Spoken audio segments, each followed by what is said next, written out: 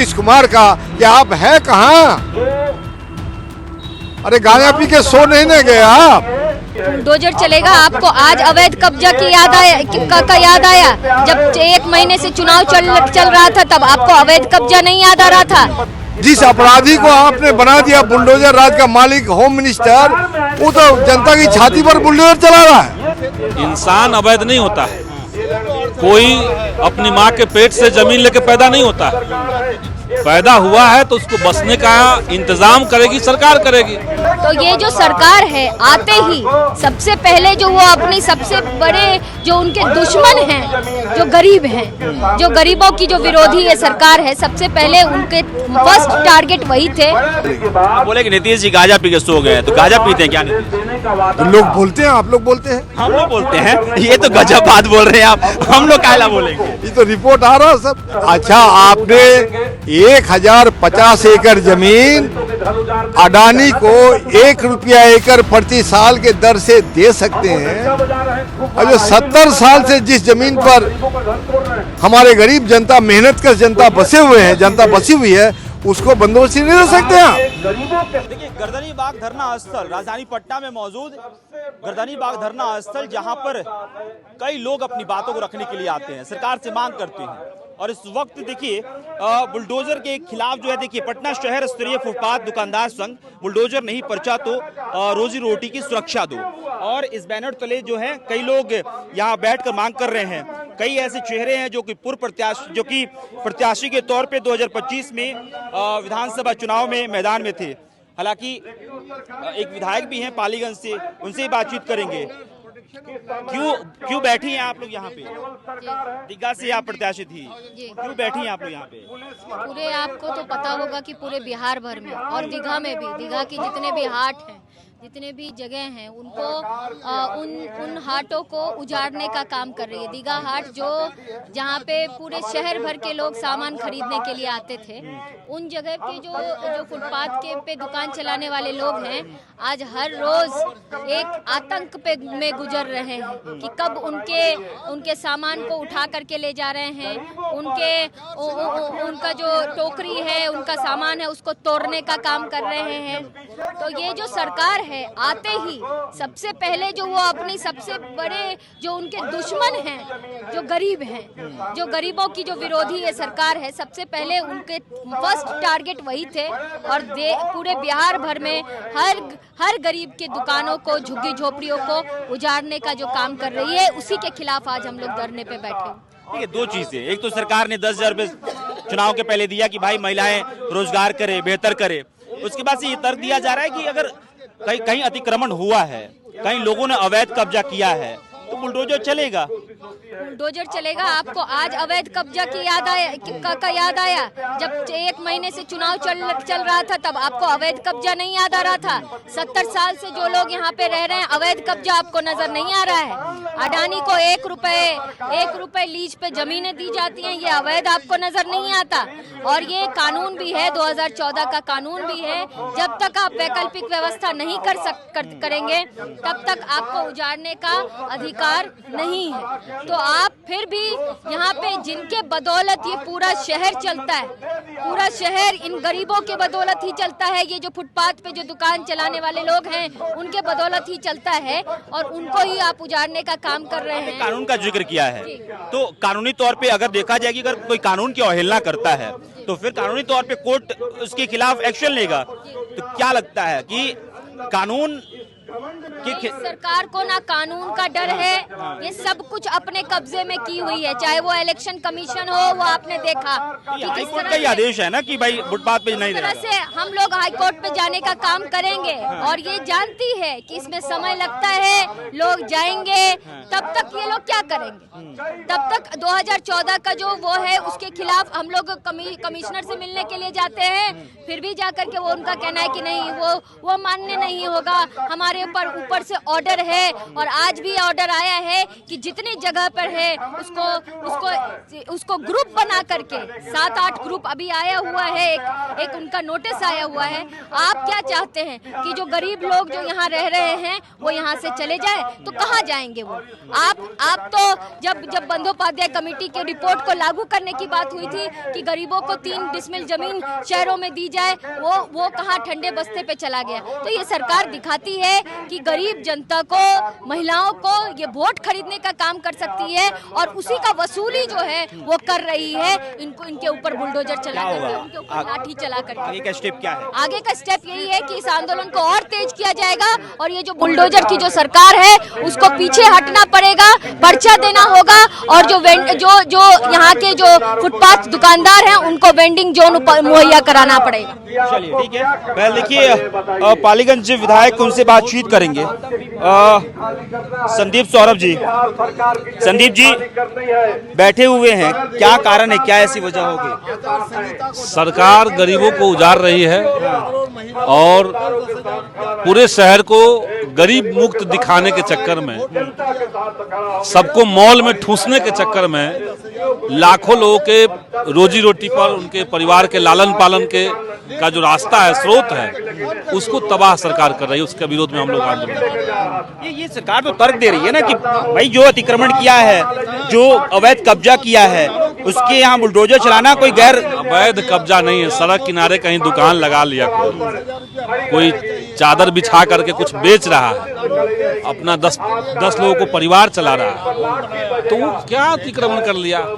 जो सरकारी जमीन पे कई एकड़ जमीन जो दबंग लोग कब्जा किए हुए हैं पूरे बिहार में, कहाँ उनसे जमीन छीनी जाती है? नहीं छीनी जाती है। कौन से दबंग लोग कैप्चर किए हुए? सरकार के पास लिस्ट है, आप गांव देहात में जाइए, गरीब तो एक झोपड़ी बना के रह रहा है, लेकिन 55 एकड़ 100 एकड़ तक जमीन जो सरकार के लोग कब्जा किए, कहाँ उन पे कार्रवाई होती है? नहीं होती है। सरकार के पास समूचा आंकड़ा है।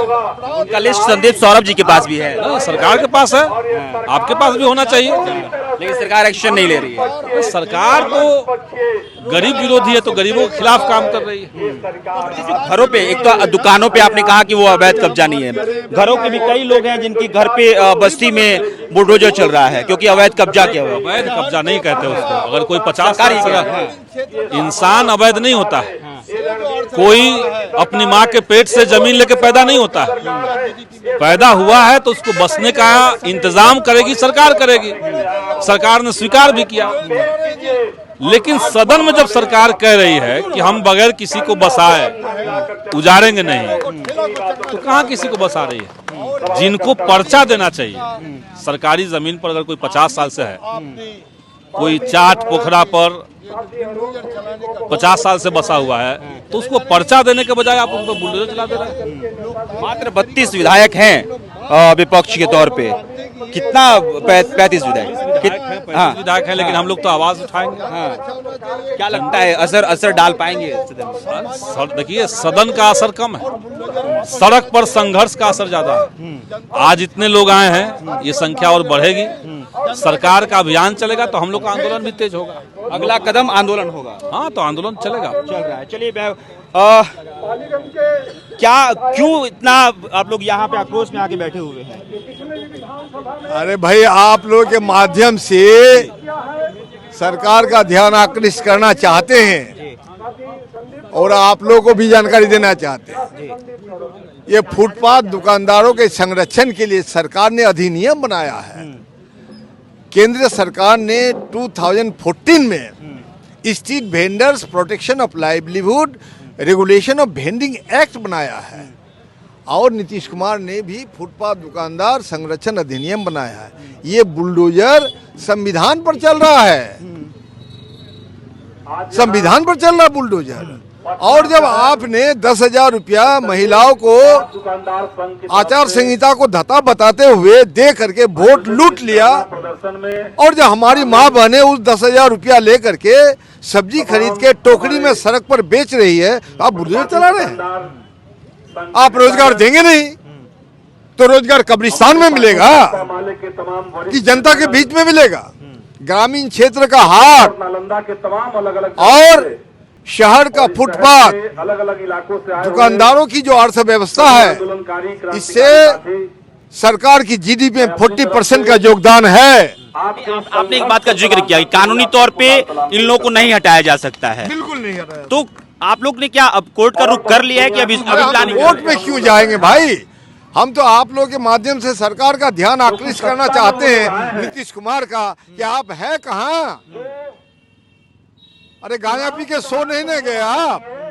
जिस अपराधी को आपने बना दिया बुलडोजर राज का मालिक, होम मिनिस्टर, वो तो जनता की छाती पर बुलडोजर चला रहा है। तो जब जनता की छाती पर बुलडोजर चलेगी तो हम पार्टी वाले, भाकपा माले और फुटपाथ दुकानदार बुलडोजर के सामने खड़े हैं। हमारी छाती पर बुलडोजर चलेगी तभी हमारे रोजगार पर बुलडोजर चलेगी। आप बोले कि नीतीश जी गांजा पी के सो गए, तो गांजा पीते हैं क्या नीतीश? तो लोग बोलते हैं, आप लोग बोलते हैं, हम लोग बोलते हैं। ये तो गजब बात बोल रहे हैं आप, हम लोग कायला बोलेंगे? ये तो रिपोर्ट आ रहा है सब। तो आप सो नहीं गए तो है कहाँ? हाहाकार मचा हुआ बिहार में, समस्तीपुर में, दरभंगा में, मुजफ्फरपुर में, आपको जो है वो नालंदा में, आपके घर में 150 पासवानों का घर उजाड़ दिया गया, पासवान जाति के भाइयों का।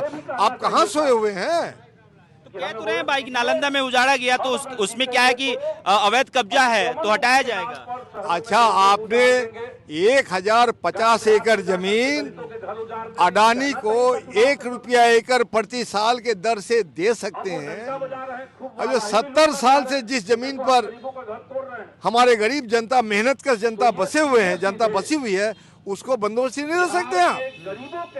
देना होगा बंदोबस्त। सरकार तो महिलाओं की तैसी है, 10,000 रुपए दी कि भाई रोजगार कीजिए, लोगों के लिए कह रही है कि भाई अब 1 करोड़ नौकरी देंगे। भाई तो रोजगार कहाँ मिलेगा? कब्रिस्तान में कहाँ मिलेगा रोजगार? जहाँ जनता रहेगी वही रोजगार हम करेंगे। हम सड़क पर खड़ा होकर रोजगार हासिल कर रहे हैं, हम ठेला लेके 4 जगह घूम के रोजगार हासिल कर रहे हैं, हम सड़क पर बैठ के रोजगार हासिल कर रहे हैं। तो यही तो बुलडोजर चला रहे हैं, इसी का तो हम विरोध करते हैं। ये बुलडोजर संविधान पर चल रहा है, ये बुलडोजर लोकतंत्र पर चल रहा है।